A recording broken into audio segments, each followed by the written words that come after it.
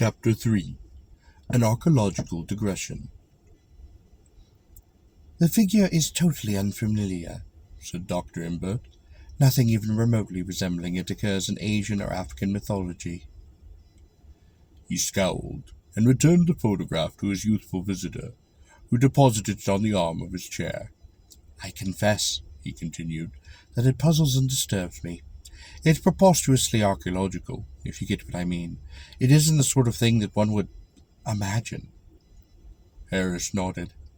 "I doubt if anyone could have imagined it from scratch, without imaginative prompting or guidance from someone who had actually set eyes upon it. It would be very difficult to conceive of anything so racial," put in Dr. Imbert. "I believe that is the word you're grouping for. That thing is a symbolic embodiment of the massed imaginative heritage of an entire people. It's a composite, like the Homeric epics or the Sphinx of Gaza. It's the kind of art manifestation you would expect a primitive people to produce collectively. It's so perversely diabolical and contradictory in conception that one can scarcely conceive of a more individual in the world, deliberately sitting down and creating it out of his own imagination. I will concede that an unusually gifted artist might be capable of imagining it, but I doubt if such an obscenity would ever form in the human brain without a raison d'etre, and no individual living in a civilized state would experience the need or the desire to imagine such a thing, least of all to give it objective expression. Mental illness, of course, might account for it, but the so-called interpretive reveries of psychotics are nearly always of predictable nature. Grotesque and absurd as they may sometimes be, certain images occur in them again and again, and these images are definitely meaningful. They follow prescribed patterns, are crude and distorted representations of familiar objects and people. The morbidities out of which they arise have been studied and classified, and a psychiatrist who knows his business can easily decipher them. If you've ever examined a batch of drawings from a mental institution, you will have noticed how the same motifs occur repeatedly, and how utterly unimaginative such things are from a sane and sophisticated point of view. Oh, it is of course true that the folk creations of primitive peoples usually embody or symbolize definite human preoccupations, but more boldly and imaginatively, and occasionally they depart from the predictable to such an extent that even our expert is obliged to throw up his hands. I have always believed that most of the major and minor monstrosities that figure so conspicuously in the pantheons of barbarian races, those feathered serpents, animal-headed priests, grimacing sphinxes, etc., are synthetic conceptions. Let us suppose, for instance, that a tribe of reasonably enlightened barbarians is animated by the unique social impulse of cooperative agriculture, and is moved to embody its ideas in some colossal fetish designed to suggest both fertility and brotherhood. In, let us say, a great stone Magna Mater, with arms outstretched to embrace all classes and conditions of men.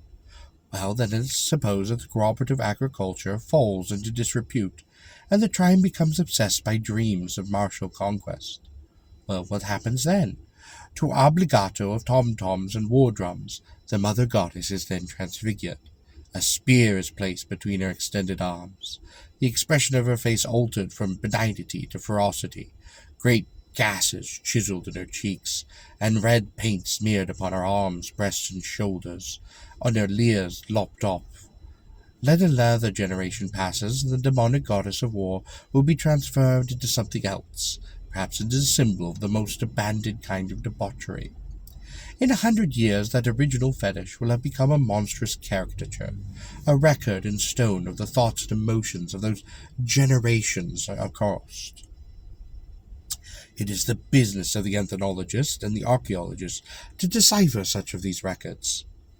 And if our scientist is sufficiently learned and diligent, he can, as you know, supply a reason for every peculiarity of configuration. Competent scholars have traced, in a rough way, the advance of retrogression of social groups in ethnical and esoteric directions, merely by studying and comparing the objects of worship, and there does not exist a more fruitful science than ideography.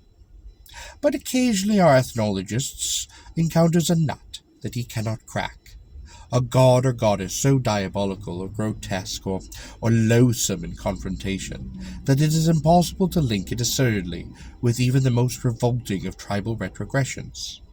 It is a notorious fact that human races are less apt to advance than circle back on the course of evolution, and the idols and fetishes that were originally conceived in a comparatively noble spirit very often become, in the course of time, embodiments of the bestial and the obscene.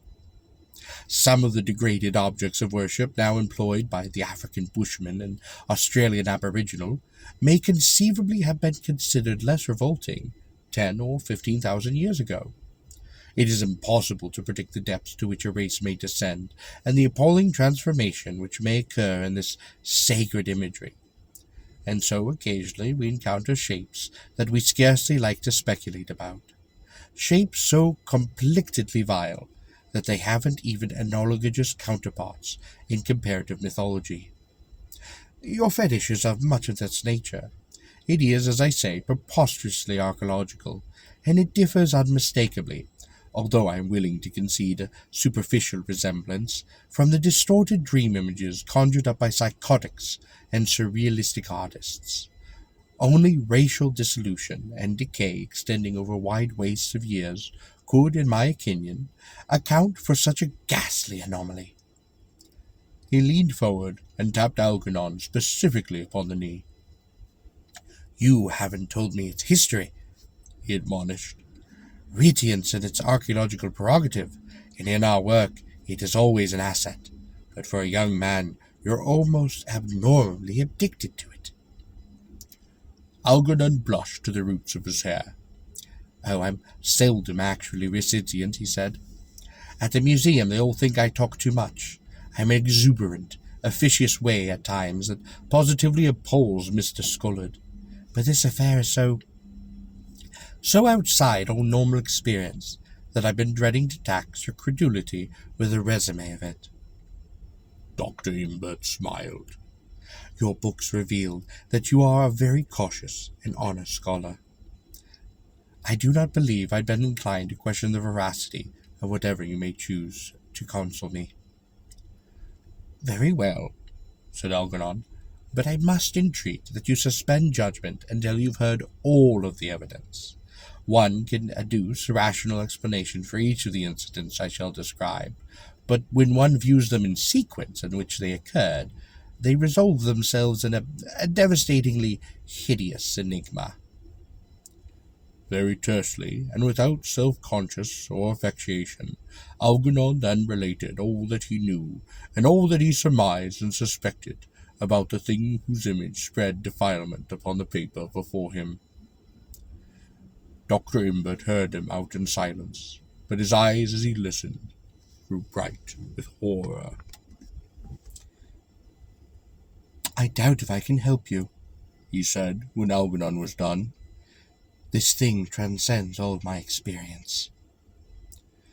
There ensued a silence. Then Algernon said in a tone of desperate urgency, "But what are we to do? Surely you've something to suggest?"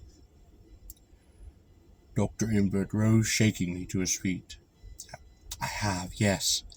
I know someone who can perhaps help. He's a recluse, a psychic, a magnificent intellect possessed by mysterious and mysticisms.